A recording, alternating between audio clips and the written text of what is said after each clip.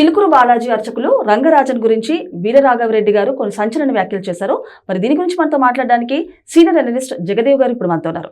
నమస్తే సార్. నమస్తే అమ్మా. సార్, మరి చూడొచ్చు, చిలుకూరు బాలాజీ అర్చకులు రంగరాజన్ గురించి వీరరాఘవరెడ్డి గారు కొన్ని సంచలన వ్యాఖ్యలు చేశారు. అంటే ఆయన రాసలీలని నా దగ్గర ఉన్నాయంటూ, ఆయన చేతిలో ఉన్నాయంటూ ఆయన కొన్ని వ్యాఖ్యలు చేశారు. సో ఏమంటారు సార్ దీని గురించి? ఇది రంగరాజన్ గారి వ్యవహారం మీద గతంలో కూడా వీరరాఘవరెడ్డి గారు అటాక్ చేయడము, దాని మీద ఆయన మీద కేసు పెట్టడము, తర్వాత ముఖ్యమంత్రి స్వయంగా రేవంత్ రెడ్డి గారు రంగరాజన్ గారితో మాట్లాడడం జరిగింది. నాకు తెలిసి కొన్నేళ్లుగా చిలుకూరు బాలాజీ యొక్క ప్రాశస్త్యం అలాగే కొనసాగుతుంది.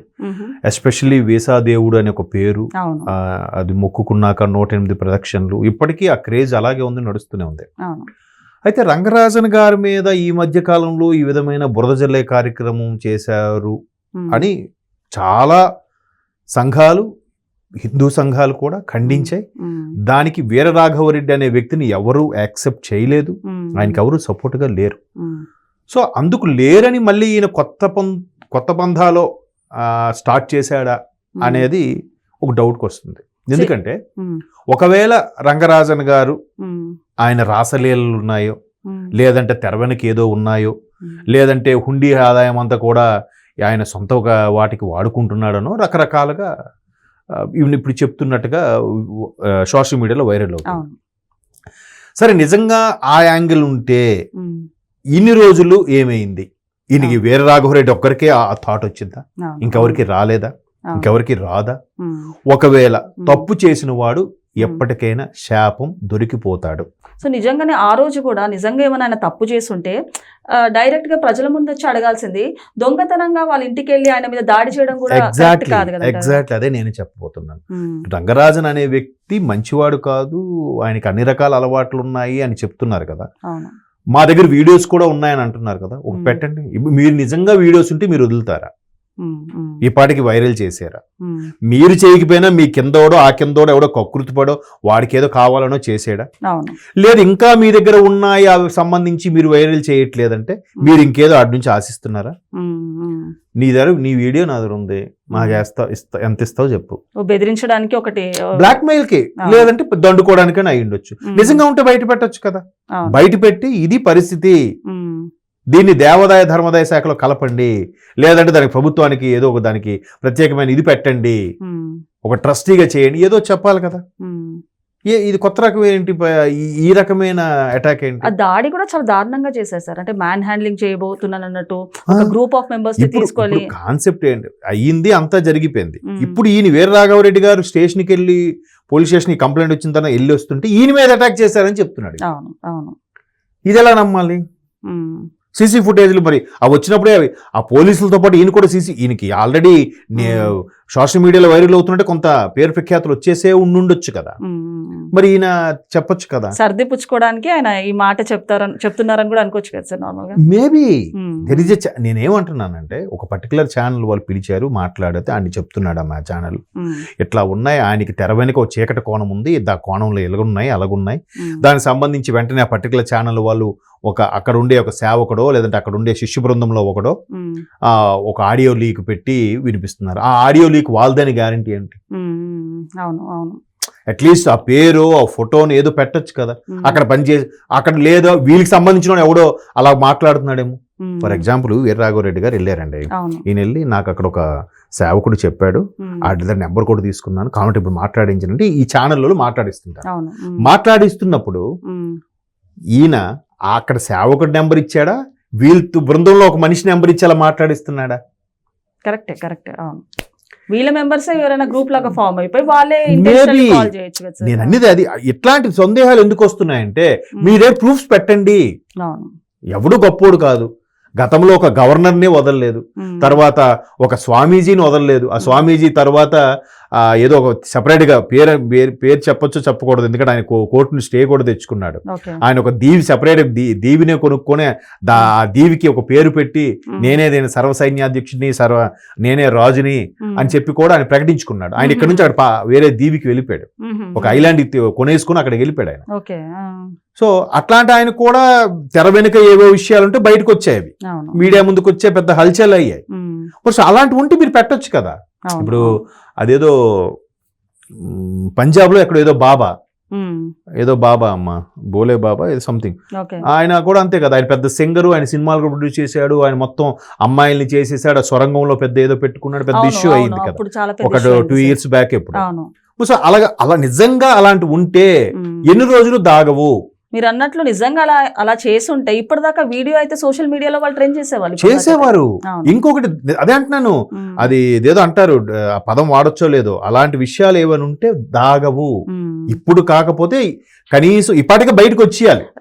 రంగరాజన్ గారికి అర్చకులుగా చాలా పెద్ద పేరు ఉంది సార్. అదే కానీ అంటున్నాను. దాడి తర్వాత తెలియని వాళ్ళకు కూడా చాలా మందికి ఈయన ఎవరో తెలిసిపోయింది నార్మల్ గా.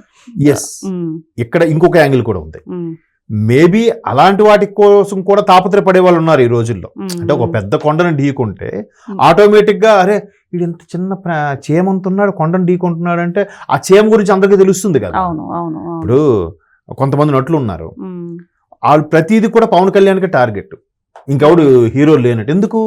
పవన్ కళ్యాణ్ ఇమేజ్ పరంగా కానీ, ఆయన స్టార్డమ్ పరంగా కానీ ఉమ్, మిగతా హీరోలు అందరూ ఒక లెక్క అయితే ఆయన ఇమేజ్ వేరు ఉమ్, కదా. అవును, అవును, సో అలా కొడితే ఆయన మీద కామెంట్ చేస్తే మన గురించి మాట్లాడుకుంటారు కదా అనుకునే వాళ్ళు ఉన్నారు, ఇంకా చాలా మంది ఉన్నారు. చాలా మంది ఉన్నారు. ఉమ్, ఒక పెద్ద క్రిటిసైజ్ చేసేవాడు అని కూడా పాపం దురదృష్టవశాత్తు ఆయన చనిపోయాడు, ఉమ్, పేరు చెప్పడం అనవసరం. అవును. అటువంటి వాళ్ళు కూడా ఆయన టార్గెట్ చేసుకొని మనం నేమ్ ఫేమ్ తెచ్చుకునే వాళ్ళు కూడా ఉన్నారు. అవును, అదొక రకమైన స్ట్రాటజీ. అవును. సో ఇక్కడ ఈయన ఈ స్ట్రాటజీ ప్లే చేస్తుంటే, ఉమ్, ఈ పర్టికులర్ ఛానల్ వాళ్ళు పిలిచి ఆయనతో మాట్లాడుతుంటే ఉమ్, ఏదో ఆయనకి సానుభూతిగా ఈ ఛానల్ వాళ్ళు ఇంటర్వ్యూ చేస్తున్నారా, ఉమ్, ఉమ్, లేదంటే నిజంగా ఏమనుంటే ఛానల్ వాళ్ళని దాస్తున్నారా, ఉమ్, లేదా ఛానల్ ఇలాంటివన్నీ బయట పెడుతుంది ఛానల్ అని రెప్యుటేషన్ కోసమో పేరు కోసమో కావాలని అటువంటి వాళ్ళు తీసుకొచ్చి ఇంటర్వ్యూ చేస్తున్నారా? ఉమ్, ఉమ్, ఏది నమ్మంటారు? దీంట్లో ఏది వాస్తవం ఉంది? ఉమ్, జనాలకి ఏదైనా ప్రూఫ్స్ లేకపోతే నమ్మరు. ఉమ్, ఎలిగేషన్స్ అంటారా, ఇవాళ అవుతాయి రేపు అవుతాయి మళ్ళీ మర్చిపోతారు ఎల్లుండి. ఉమ్, అప్పుడు పెట్టండి. ఇప్పుడు గతంలో కూడా పవన్ కళ్యాణ్ లాంటి వ్యక్తులకి 3 పెళ్ళిళ్ళు అయ్యాయి, 4 పెళ్ళి, నిజమే, పర్సనల్ గా టార్గెట్ చేశారు. నిజమే.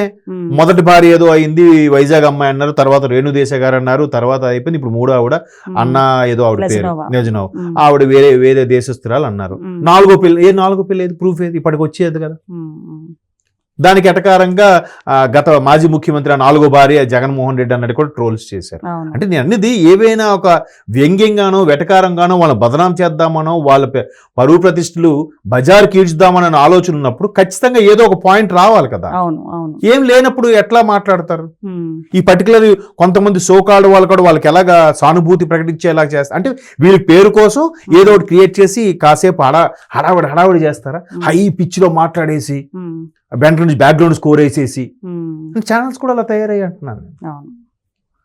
అంటే ఆ తాపత్రయం దేనికి అంటున్నాను నేను. ఇప్పుడు రంగరాజన్ గారు ఏమంటున్నారు, ఉమ్, మీకు ఈ ట్రస్ట్కో లేదా దేవాలయానికి వచ్చిన అమౌంట్ అంతా మీరు ఏం చేస్తారని చెప్పి అన్నట్టుగా నన్ను బెదిరిస్తున్నాడు అన్నట్టుగా ఆయన చెప్పాడు ఉమ్, ఆ మధ్యన వచ్చిన వార్తల్లో. ఏ అమౌంట్ చేశారు మీకెందుకు? ఉమ్, మీరు అంతగా ఉంటే దానికి సంబంధించి రైట్స్ చేయండి అనో ఇంకోటి చేయండి అని చెప్పి లేఖలు రాయండి. అవును, అవును. హ? అఫీషియల్ గా వాళ్ళు తీసుకొని ఏదన్నా handle వాళ్ళు రైట్స్ చేయొచ్చు చేసాడు కదా. ఎవరు మన ఈడీ వాళ్ళు ఉమ్, లేకపోతే సిబిఐ వాళ్ళు లేకపోతే అంతవరకు వెళ్ళదు కానీ ఈడీ వాళ్ళు లేకపోతే మనీ లాండరింగ్ లాంటివి జరుగుతున్నాయి లేదంటే ఆ దేవాలయం చోటున చాలా ఇవి జరుగుతున్నాయని చెప్పి ఒక కంప్లైంట్ రైజ్ చేయండి. నిజంగానే తప్పు చేస్తుంటే వీళ్ళతో పాటు ఇంకా వేరే వాళ్ళు కూడా పాయింట్అవుట్ చేసేవాళ్ళు. కానీ ఈ గ్రూప్ వాళ్ళే పర్సనల్ గా వచ్చి టార్గెట్ చేయడం అంటే ఇది ఇక్కడ కొంచెం సంకోచంగా అనిపిస్తుంది. మళ్ళీ మీరు అబ్జర్వ్ చేయండి, నేను ఉమ్. చాలా వరకు అబ్జర్వ్ చేశాను ఈ సోకాళ్ళు వీళ్ళని కూడా. ఉమ్, ఎవరు ఏం చేసినా కూడా టార్గెట్ మాత్రం హిందువులు హిందూ దేవాలయాలే ఉంటున్నాయి, అవును. మిగతావి ఏమీ ఉండట్లేదు ఎక్కడ. ఉమ్, ఈ సోకాళ్ళు కొంతమంది వితండవాదులు కొంతమంది నాస్తికులు ఉమ్, పర్టికులర్గా దేవుందులే అని చెప్పి ఏదో 4 మైకులు కెమెరాలు పెట్టి మాట్లాడతారు. ఉమ్, అది హిందూ దేవాలయంతో మాట్లాడరు. హిందువులకు సంబంధించి అయితే మాత్రం ఒక్కొక్కడు అనర్గళంగా స్పీచ్ ఇస్తాడు. ఉమ్, మిగతా మతాల గురించి ఎవడు మాట్లాడే ధైర్యం కూడా చేయడు. ఉమ్, దేనికి భయపడనిచ్చే స్టేట్మెంట్ ఇచ్చే వాళ్ళు కూడా మిగతా మతాల గురించి ఎందుకు మాట్లాడలేరు ఎందుకు ఉమ్, చెప్పండి. ఇప్పుడు అవును.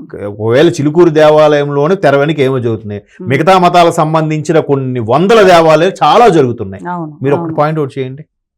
ఎక్కడ లేదు సార్. పోని గత 5 ఏళ్లలో టీటీడీ ప్రాసెస్ చాలా దెబ్బతింది, చాలా జరుగుతున్నాయి. ఉమ్, ఆ నెయ్యి కల్తీ అయిందో లేదంటే గోశాలలు ఇబ్బంది పడుతున్నారో ఉమ్, లేదంటే అన్నదాన సత్రంలో అన్నం సరిగి పెట్టడం ఇన్ని జరిగాయి. ఉమ్, మరి వీళ్ళు అటాక్ చేయొచ్చు కదా. అవును. అంటే ఇక్కడ ఇది దగ్గరలో ఇదేదో దొరికింది వీటి పట్టుకుందాం ప్లాన్ వేసారా అంటే చెప్పలేదు నేను. అంటే ఇన్ని రకాల సందేహాలు వస్తున్నాయి. మీ దగ్గర ప్రూఫ్స్ లేవు అన్నప్పుడు, లేదా మీరు పేరు కోసమా, లేదా ఇంకేమైనా తెర వెనుక జరిగింది ఆయనని డిఫేమ్ చేయడానికి కూడా ఇలాంటివి చేయడానికి ఛాన్స్ ఉంది. సో మరి గుడికి వెళ్ళి మన దేవుణ్ణి దర్శనం చేసుకుంటూ ఉంటాం, అలాగే అర్చకులు కూడా గర్భగుడిలో దేవుళ్ళకి పూజ చేస్తుంటారు. అలాంటిది భగవంతుడి తర్వాత మనం అర్చకులని మరో భగవంతుడిలాగా ఆయనని మనము ట్రీట్ చేసి ఆయన పాదాలకు కూడా నమస్కారం చూస్తాం. అలాంటి అర్చకుల మీద ఇలాంటి వ్యాఖ్యలు చేయడం ఎంతవరకు కరెక్ట్ అంటే? నిజంగా ఆ అర్చకులకు వచ్చే ఆదాయము మిస్యూజ్ అవుతుంది, వాళ్ళు ఇష్టాసారం చేస్తున్నారు, వాళ్ళు పెద్ద పెద్ద పలుకుబడితో రాజకీయ నాయకుల్ని అధికారులను కూడా వాళ్ళు లోబరుచుకొని అన్ని చేసుకుంటున్నారు అనుకున్నప్పుడు మీరు ఒకటే చెప్పండి, ఆ దేవాలయంలో హుండీ దక్షిణ ఎవరు వేయకండి అని చెప్పండి. అండ్ మోర్ ఓవర్ చిలుకూరులో హుండీ లేదు, కేవలం బుక్స్ ఉన్నాయి. ఆ బుక్స్ కూడా కంపల్సరీ కొనాలి అని పేక మీద కత్తిపెట్టి ఎవడు కొనమని చెప్పడం, ఇష్టారీత్యంగా తీసుకోవడం, నచ్చితే తీసుకో లేకపోతే లేదు, తీసుకున్న వచ్చిన డబ్బులతోనే అక్కడ జరుగుతున్నాయని చెప్పారు. మరి ఇంకేముంది, నీకు ఎక్కడ దోపిడీ జరుగుతుంది? ఎంట్రీ ఫీ టికెట్ ఏమైనా పెట్టారా? దర్శనంకి ఎంత పెట్టారా? అర్చనకి ఏమైనా పెట్టారా? అది ప్రూఫ్ లేకనే ఇప్పుడు ఆయన మరి అప్పుడు ఆయనకే ఫర్ ఎగ్జాంపుల్ నేను దేవుడికి నమ్ముకొని చుట్టూ నమ్ముకున్న తర్వాత నాకు ఫారెన్ జాబ్ వచ్చిందమ్మా, నేను నా తృప్తికి దేవాలయం డెవలప్కి ఏదో ఇచ్చాను, స్పాన్సర్ చేశారు, అది నా ఇష్టం. నాకు ఆ నమ్మకం మీద దేవాలయం బాగుండాలి, 10 కాల పాటు చల్లగా ఉండాలి, ఆ అర్చకుడు మనస్ఫూర్తిగా దీవించాడు ఉద్దేశంతో నేను ఏదో చేశాను. ఎవరు మిమ్మల్ని ఫోర్స్ చేసింది కాదు, ఏం చేసింది కాదు. అంటే ఆ డబ్బులు ఆడికి వచ్చేస్తుంది, అమ్మా ఈ డబ్బులు దెబ్బతున్నాడు, మనకి ఇలాంటి గుడి ఏది ఉంటే బాగుందని ఆలోచనతో పుట్టిన అటాక్ ఇదంతా. ఎంతమంది ఖండించారు, ఎంతమంది డైరెక్ట్ గా తిట్టారు కూడా. రేవంత్ రెడ్డి గారు కూడా వచ్చి సీరియస్ అయ్యారు. అంటే మరి ఎంత జరుగుతున్నప్పుడు నువ్వు ఆడేం హుండీ పెట్టలేదు, డబ్బులు డైరెక్ట్గా అడగట్లేదు, మీరు ఏం చేస్తారు? ఆ సేవకుడు ఎవడో మాట్లాడుతున్నాడు ఆ విషయం అన్నావా, వాడి ఫోటో చెప్పగలవా? వాడు నీకు సాక్ష్యం చెప్పడానికి రాగలడా? వాడు నిజంగా ఇబ్బంది పడిపోతున్నాడు కదా, రమ్మన్నాడికి బయటికి. సో సార్ మరి ఇలాంటి వాళ్ళ మీద యాక్షన్ తీసుకోవడానికి ఛాన్స్ లేదంటారా? ఎట్లా అయిపోయిందంటే మన దగ్గర ఒకడైతే ఓల్డ్ సిటీలో ఒక్కసారి పోలీసులు అందరూ పక్కకెళ్తే హిందువుల్ని ఓచకోత కోస్తా అన్నాడు. ఏమైందమ్మా అంటే మనది అతిపెద్ద ప్రజాస్వామ్యం అయిపోయింది, అతిపెద్ద వాక్ స్వాతంత్రం ఉన్న దేశం అయిపోయింది. ఎవడు ఏదైనా మాట్లాడచ్చు, ఎవడు ఏదైనా చేయొచ్చు. విచ్చలవిడితనం ఎక్కువైపోతుంది దీనివల్ల. మా అయితే కేసు ఏముంది, ఓకే బెయిల్. ఆ తర్వాత ఈ మధ్యకాలంలో తీర్పులిచ్చే స్థలాలు కూడా డిఫరెంట్గా తీర్పులు ఇవ్వడం నేను ఆశ్చర్యపరుస్తుంది నాకు కొన్ని సందర్భాల్లో. పేరు చెప్పను కానీ, సందర్భం చెప్పను కానీ, అట్లాంటి సందర్భాల్లో వీళ్ళేముంది, ఏముంది 4 రోజులు ఉంటాం, తర్వాత బెయిల్ మీద బయటకు వస్తాం, ఏం చేస్తారు? అది ఇంకా అలా వాయిదాలు నడుస్తూనే ఉంటుంది. ఎవరికేమి అంటే అట్లాంటి ధోరణి కూడా ఇట్లాంటి వాళ్ళు చెలరైపోవడానికి కారణమవుతుందని నా అభిప్రాయం. మరి దీనికి చెక్ పెట్టాలంటే మేబీ కలికాలం వల్ల ఇలాంటి విపరీత ధోరణులు జరుగుతున్నాయేమో అని ఒక నిట్టూర్పు తప్ప ఏమి చేయలేను. ఓకే సార్, నమస్తే.